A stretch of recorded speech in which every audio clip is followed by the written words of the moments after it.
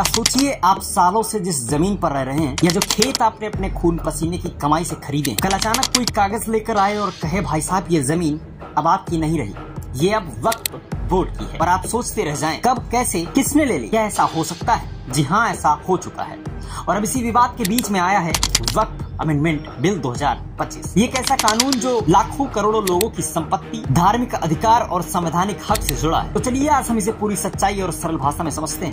नमस्कार, मैं हूं आकाश और आप देख रहे हैं STJ Info TV। सबसे पहले समझिए वक्फ आखिर होता है। दोस्तों, वक्फ का मतलब होता है कोई संपत्ति, जमीन या इमारत एक बार वक्फ घोषित कर दी गई संपत्ति फिर किसी की निजी मिल्कियत नहीं मानी जाती। अब तक क्या होता था कि कोई भी जमीन अगर धार्मिक काम में कुछ समय से इस्तेमाल हो रही है, जैसे किसी ने वहाँ नमाज पढ़ी या किसी धार्मिक संगठन ने कब्जा दिखा दिया, वो जमीन वक्फ घोषित हो सकती थी। असली मालिक अदालत के चक्कर काटता रह जाता था। आया है नया कानून अमेंडमेंट बिल 2025। यहाँ सरकार ने इसे अप्रैल में संसद से पास किया। इसके नियम तैयार हो चुके हैं और अंतिम मंजूरी के लिए कानून मंत्रालय और सॉलिसिटर जनरल तुषार मेहता को भेजा गया है। सरकार कहती है कि ये कानून पारदर्शिता लाएगा, लेकिन बहुत से लोग कह रहे हैं ये तो अधिकारों पर हमला है। जानते हैं इस कानून में क्या क्या बदलाव किया गया। दोस्तों, पहला बड़ा बदलाव, सिर्फ इस्तेमाल के आधार पर कोई जमीन वक्फ नहीं मानी जाएगी। यानी अगर कहीं नमाज पढ़ दी गई, उससे वो जमीन अब वक्फ नहीं हो जाएगी। कहते हैं वक्फ बाय यूजर, अब हटा दिया गया है। तो दूसरा बड़ा बदलाव, अब वक्फ बोर्ड में महिलाएं, सियाह समुदाय और सरकारी अधिकारी भी सदस्य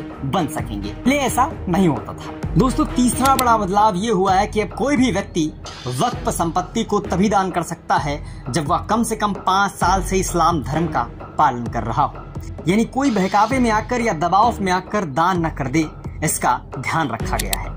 सरकार कहती है ये तो सुधार हैं, पारदर्शिता बढ़ेगी, धार्मिक आजादी भी सुरक्षित रहेगी।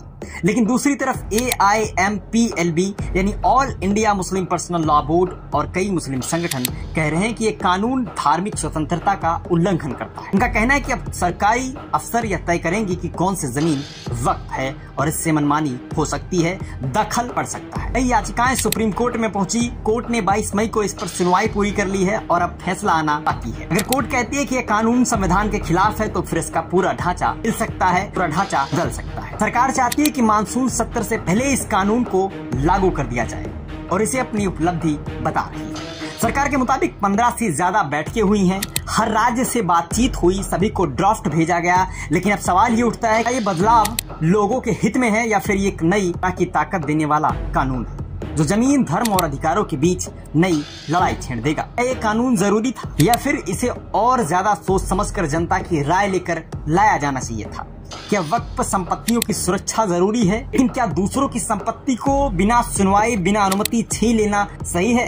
तो दोस्तों, अब फैसला आपके हाथ में। क्या ये कानून सुधार है या नियंत्रण? कमेंट में अपनी राय जरूर बताएं। वीडियो को शेयर कीजिए ताकि ये जानकारी उस इंसान तक पहुंचे जिसकी जमीन, अधिकार या भविष्य से जुड़ा हो सकता है। नमस्कार, मैं हूं आकाश, आप देख रहे थे STJ Info TV, जहां मिलती है आपको पूरी तस्वीर, बिना एजेंडा, बिना डर। मिलते हैं अगले वीडियो में, तब तक के लिए सोचते रहिए, सवाल उठाइए और जुड़े रहिए STJ Info TV के साथ। नमस्कार, जय हिंद, वंदे मातरम।